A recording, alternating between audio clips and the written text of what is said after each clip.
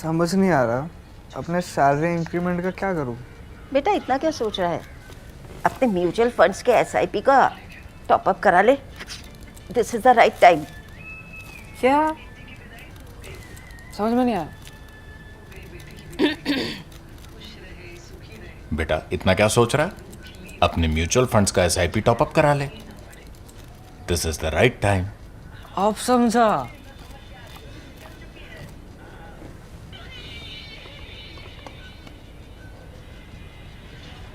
Mutual fund investments are subject to market risks. Read all scheme related documents carefully.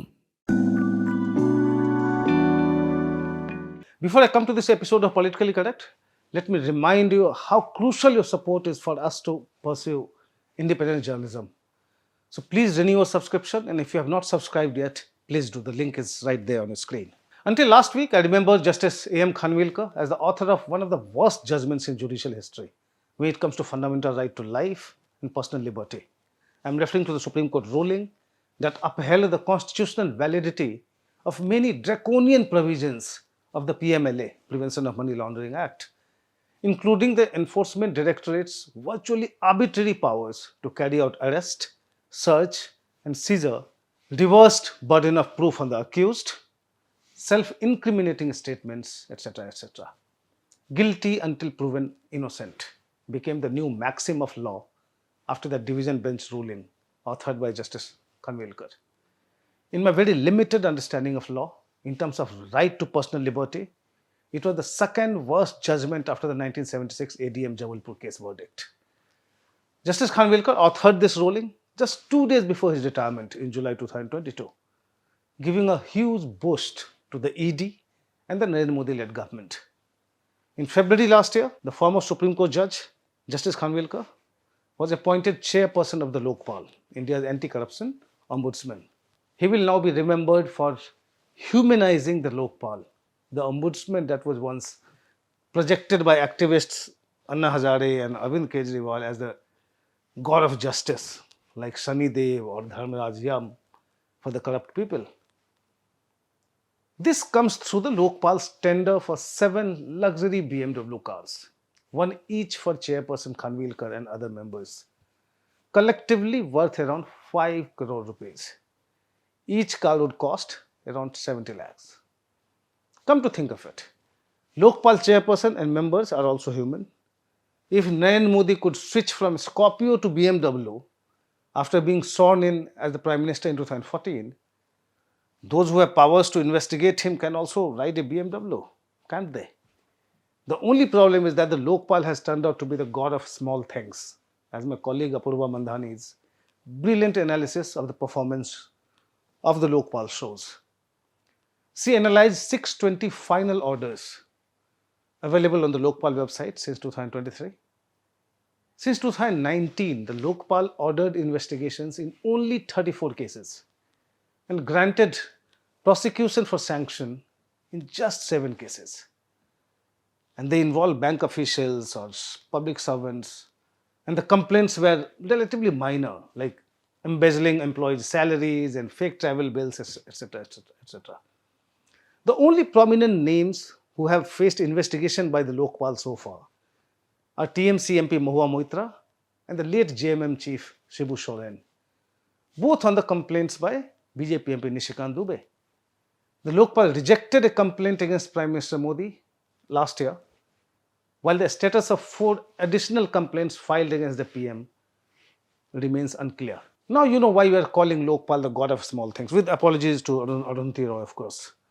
When PM Modi talks of running a corruption-free government, he may very well invite Lokpal chairperson Justice Khanwilkar to endorse it. But why talk about the Lokpal only? What about the CAG, an autonomous constitutional authority that hit the headlines, or that used to hit the headlines almost every day during the Manmohan Singh government? Remember the alleged CWG and 2G spectrum scams and the damning performance audits of government schemes?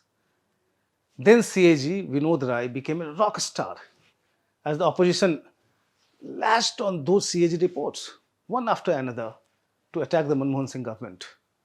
So what has changed now? Well, CAG reports are still coming, but the old bites and stings have gone missing. The CAG is still unsparing in some cases, but the BJP may not mind it at all. For instance, in multiple reports, the CAG indicted the previous Arvind Kejriwal-led government in Delhi for loss to the exchequer due to the liquor policy, grossly mismanaged COVID funds, financial mismanagement in the Delhi Transport Corporation, etc.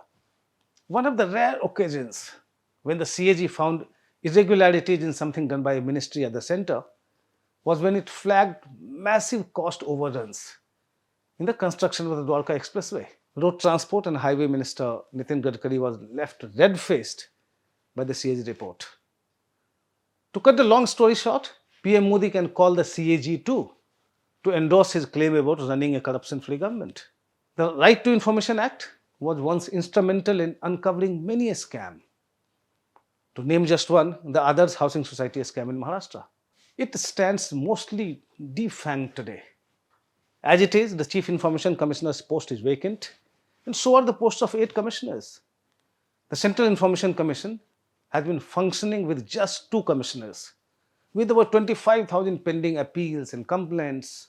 In an article in the Indian Express titled "The RTI is Dead, Long Live the RTI," Aruna Roy and Nikhil Dey, who led the RTI movement in the country, have pointed out the latest attempt to undermine it, and I quote them here. Digital Personal Data Protection Act threatens to completely destroy the power and utility of the RTI Act. Section 44(3) amends the RTI Act by essentially using the excuse of protecting privacy and personal information to ensure that after the Act is notified, nobody will be entitled to ask for or obtain the name of any person for their acts of omission and commission. Unquote. What are the other ways a scam or scandal could break or surface? We cannot talk about the ED and the CBI, of course, and don't blame the Modi government for turning them into political instruments. They always were. They always were political instruments. Today, of course, you can discuss the scale of brazenness at best. There was also a time when the Central Vigilance Commission would make headlines. Not so in the past decade or so. Then there were troublesome, conscientious public servants who decide to become whistleblowers. Let us look at just 2 who had taken on the Bhupinder Singh Hooda government in Haryana over corruption in the state. IAS officer Ashok Khemka and IFS officer, Forest Service officer Sanjiv Chaturvedi. Both were heroes for the BJP when it was in the opposition. When the BJP came to power at the center and in Haryana in 2014, these 2 officers became persona non grata again. Khemka was to find out soon that the Modi government was not keen on bringing him to the center. And the Manohar Lal Khattar government in Haryana was not very fond of the whistleblower bureaucrat either. Khemka retired last April, having spent the last few years in relative anonymity. Sanjiv Chaturvedi did not find favor with the Modi government either. He's fighting a legal battle for central deputation. The center is not ready to bring him to Delhi. The fate of these 2 anti-corruption warriors has delivered a clear message to the entire civil services fraternity. Who else would uncover corruption scandals today? Public representatives probably. Remember how Feroz Gandhi had exposed the Mundra scandal in Parliament, which had led to then Finance Minister T.T. Krishnamachari's resignation, much to the embarrassment of Feroz's father-in-law, Prime Minister Jawaharlal Nehru.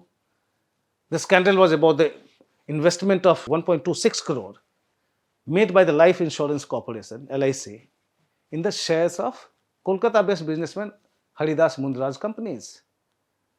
That was in 1957, and when Feroz actually spoke about it in Parliament.